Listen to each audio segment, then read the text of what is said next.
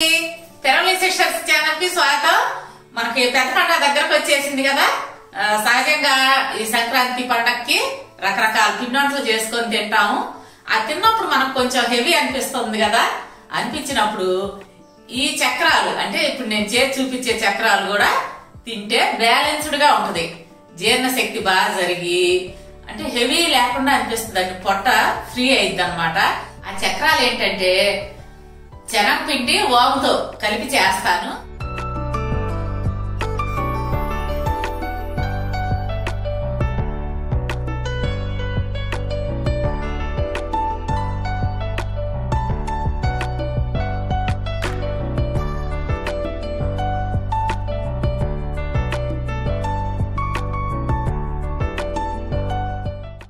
ఇంతకు ముందు అరిసెలు, బూందీ లడ్డు, బూందీ మిఠాయి ఇవి చేసి పెట్టాను. అయితే కామెంట్స్ లో అందరు చెప్తున్నారు చాలా ఈజీగా చేసుకునేటట్టు చేశారా అంటే మేము కూడా చాలా ఈజీగా చేసుకుంటున్నాం అని.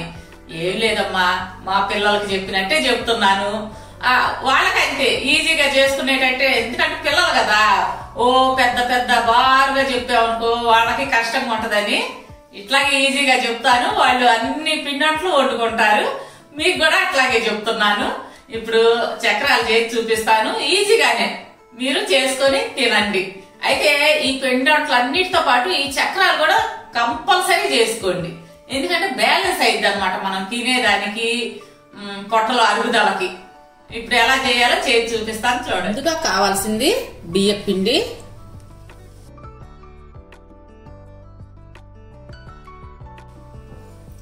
ఈ కప్పుతో 2 కప్పులు బియ్యం పిండి.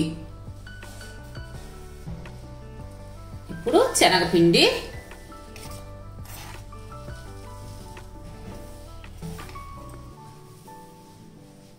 ఈ కప్పుతో 1 కప్పు శనగపిండి. మీరు ఏ కప్పుతో అయితే బియ్యం పిండి తీసుకుంటారో అదే కప్పుతో శనగపిండి. తగినంత ఉప్పు, మీ టేస్ట్ సరిపడా వేసుకోండి ఉప్పు కారాలు.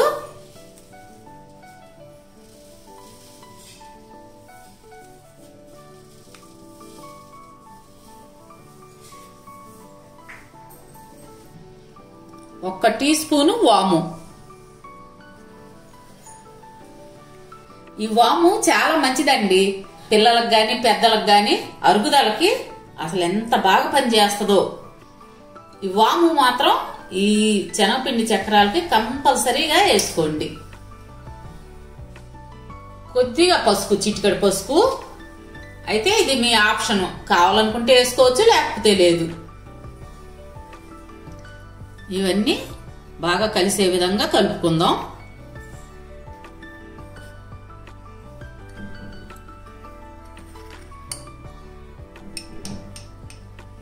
ఇప్పుడు కొంచెం వెన్న. ఇది ఇంట్లో నేను తయారు చేసుకున్నది. మీకు ఈజీగా వెన్న ఎలా తీయాలో కూడా ఈసారి వీడియోలో చూపిస్తాను. వెన్న లేకపోతే 1 స్పూను నూనె కాచి ఇందులో కలుపుకోవచ్చు. ఈ పిండిలో కొంచెం వాటర్ పోస్తూ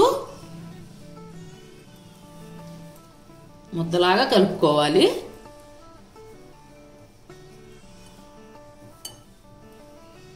మరీ గట్టిగా రాకూడదు ఈ పిండి, మరీ లూజ్గా కలపకూడదు. మధ్యస్థంగా నేను చూపిస్తాను, అలా కలుపుకుందరు గాని. పిండిని ఈ విధంగా కలుపుకోండి. ఇట్లా ఉంటే చాలు.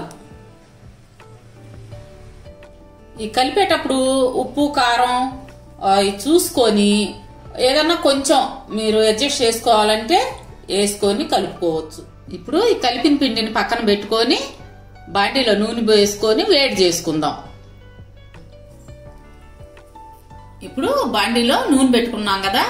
ఈ నూనె మీడియం ఫ్లేమ్ మీదే కాగనివ్వండి. హై ఫ్లేమ్ మీద మాత్రం కాగనివ్వద్దు.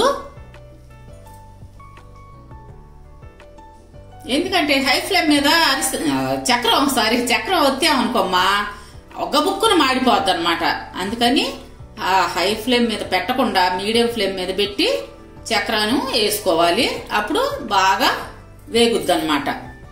నేను చక్రాలు ఒత్తుకోవటానికి ఇది యూజ్ చేస్తున్నాను. దీంతో అయితే చాలా ఈజీగా చక్రాలు ఒత్తచ్చు. చిన్నపిల్లలు కూడా చేసుకోవచ్చు. చెయ్యి కాలుద్దని, ఆ భయం సెగ తగులుద్దని అలాంటి భయాలు లేకుండా దీంతో వాడచ్చు.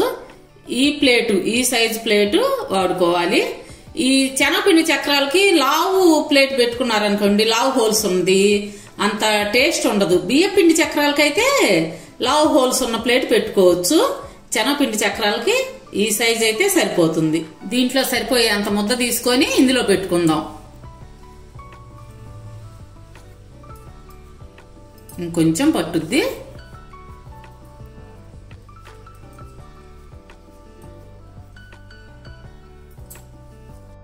నూనె కాగిందో లేదో చూద్దాము.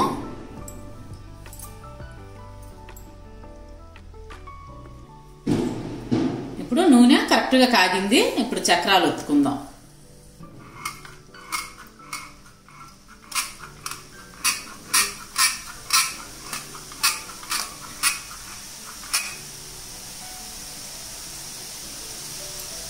ఇట్లా ముందు బాండీలో ఈ చివరి నుంచి ఒత్తుకోవాలి. మధ్య నుంచి మొదలు పెట్టద్దు, అంచుల నుంచి ఒత్తుకోవాలి.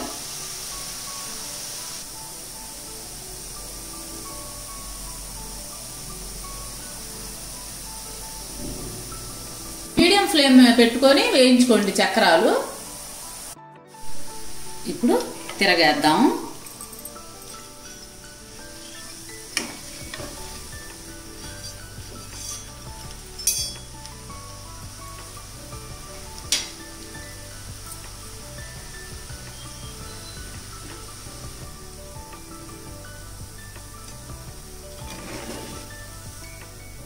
ఈ కలర్ వచ్చాక తీసేయండి.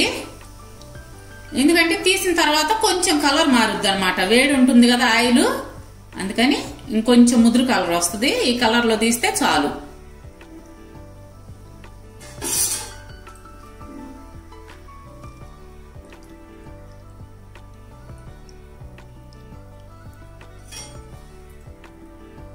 ఇప్పుడు కొంచెం చిన్న వేసి చూపిస్తాను.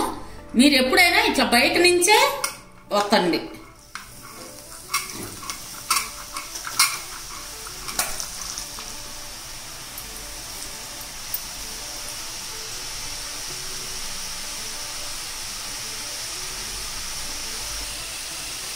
ఇప్పుడు ఈ కలర్ లో తిప్పుకుందాం.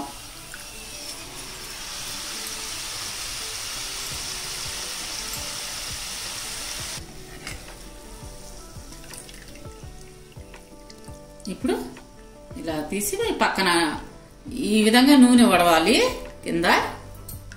ఇప్పుడు వేరే ప్లేట్లోకి తీసుకుందాం.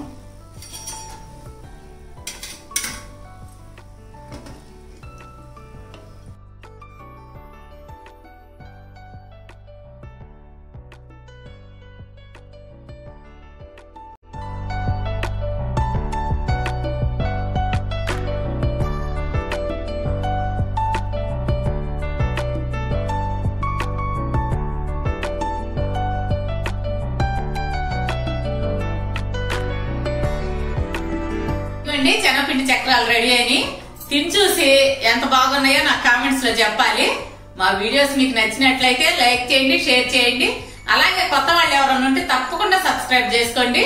రేపు మరొక మంచి వీడియోతో మీ ముందుకు వస్తాము. అప్పటి వరకు బాయ్.